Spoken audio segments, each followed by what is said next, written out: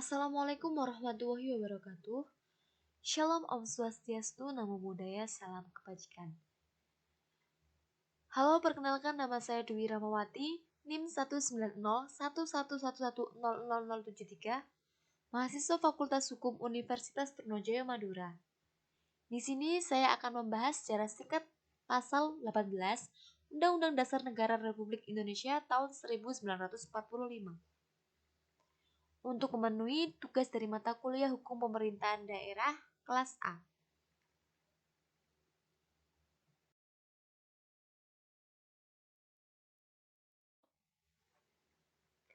Amandemen Undang-Undang Dasar Negara Republik Indonesia tahun 1945 telah dilaksanakan oleh Dewan Perwakilan Rakyat sejak tahun 1999 sampai tahun 2002. Maksud amandemen sebagai koreksi terhadap Undang-Undang Dasar 1945, sebagaimana diketahui, pemerintahan Soekarno dan Soeharto menggunakan Undang-Undang Dasar 1945 sebagai alat untuk melestarikan kekuasaannya. Berbekal pengalaman inilah, maka dilaksanakan amandemen terhadap Undang-Undang Dasar 1945. Oleh karena itu, Undang-Undang Dasar 1945 menimbulkan pro dan kontra. Masyarakat yang pro beranggapan bahwa Undang-Undang Dasar 1945 perlu diubah untuk menyesuaikan dengan perubahan zaman. Masyarakat yang kontra beranggapan bahwa amandemen Undang-Undang Dasar 1945 merupakan bagian dari kapitalisme global.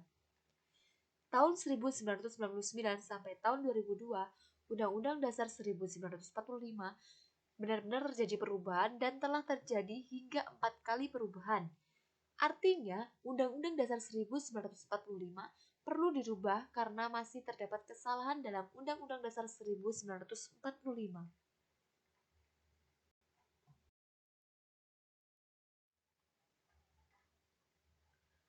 Pasal 18 Undang-Undang Dasar Negara Republik Indonesia tahun 1945 sebelum diamandemen berisi pembagian daerah Indonesia atas daerah besar dan kecil.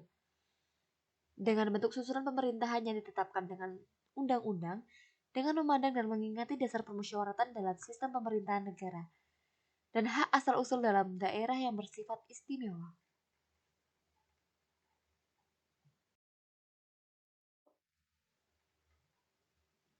Pasal 18 Undang-Undang Dasar Negara Republik Indonesia tahun 1945 setelah diamandemen berisi 1.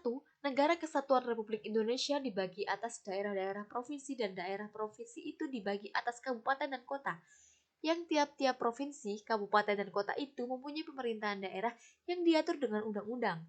2. Pemerintahan daerah provinsi, daerah kabupaten, dan kota mengatur dan mengurus sendiri urusan pemerintahan menurut asas otonomi dan tugas pembantuan. 3. Pemerintahan daerah provinsi, daerah kabupaten, dan kota memiliki Dewan Perwakilan Rakyat Daerah yang anggota-anggotanya dipilih melalui pemilihan umum. 4. Gubernur, bupati, dan wali kota masing-masing sebagai kepala pemerintah daerah provinsi, kabupaten, dan kota dipilih secara demokratis.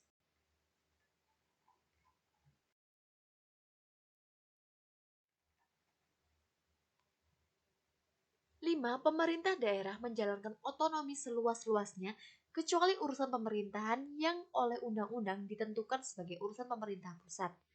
6. Pemerintahan daerah berhak menetapkan peraturan daerah dan peraturan-peraturan lain untuk melaksanakan otonomi dan tugas pembantuan. 7. Susunan dan tata cara penyelenggaraan pemerintahan daerah diatur dalam undang-undang.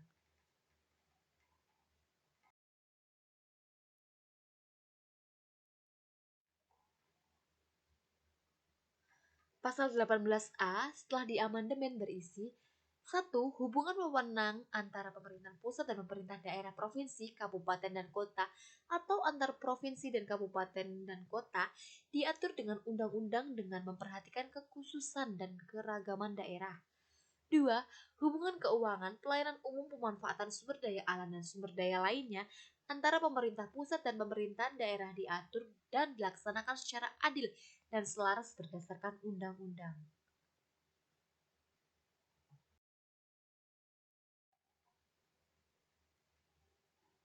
Pasal 18B setelah diamandemen berisi Satu, negara mengakui dan menghormati satuan-satuan pemerintahan daerah yang bersifat khusus atau bersifat istimewa yang diatur dengan undang-undang.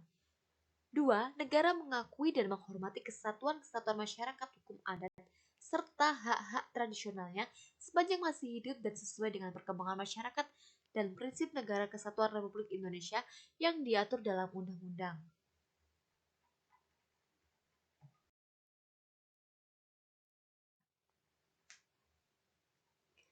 Perbedaan antara pasal 18 Undang-Undang Dasar Negara Republik Indonesia tahun 1945 sebelum dan sesudah perubahan. Di dalam pasal 18 Undang-Undang Dasar Negara Republik Indonesia tahun 1945, sebelum dilakukannya perubahan pembahasan mengenai pemerintahan daerah yang bersifat istimewa, hanya hak-hak dan asal-usul dalam daerah yang bersifat istimewa saja. Sedangkan setelah adanya perubahan, maka pembahasan mengenai pemerintahan daerah yang bersifat istimewa menjadi lebih lengkap dan sesuai dengan teori otonomi daerah di Indonesia.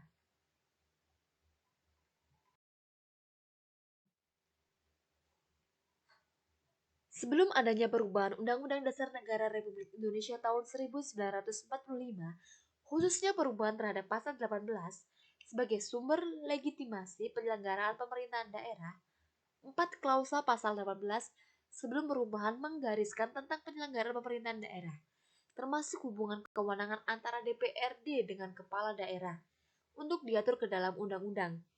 Jadi, hal itu sepenuhnya diserahkan kepada pembentukan undang-undang.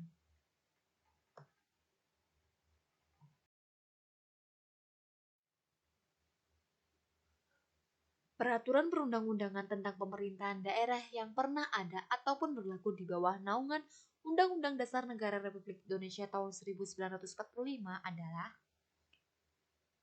1. Undang-Undang Nomor 1 Tahun 1945 tentang Komite Nasional Daerah.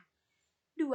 Undang-Undang Nomor 22 Tahun 1948 tentang Pokok Pemerintahan Daerah.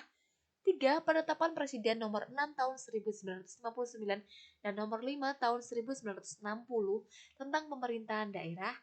4. Undang-Undang Nomor 18 Tahun 1965 tentang Pokok-pokok Pemerintahan Daerah. 5. Undang-Undang Nomor 5 Tahun 1974 tentang Pokok-pokok Pemerintahan di Daerah. 6. Undang-Undang Nomor 22 Tahun 1999 tentang Pemerintahan Daerah.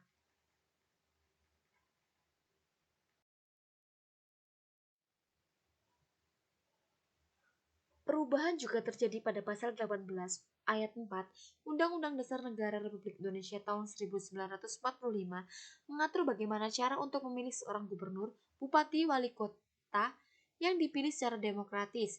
Dengan adanya perubahan yang terjadi di dalam pasal 18 ayat 4 1945 dan lahirnya berbagai peraturan perundang-undangan pasca reformasi telah kehilangan daya responsifnya terhadap realitas sosial, politik baik di tingkat lokal maupun nasional. Tuntutan reformasi dan demokratisasi menginginkan adanya pemilihan secara langsung untuk jabatan presiden, gubernur, bupati, dan wali kota, berimbas pada proses pengisian gubernur dan wakil gubernur.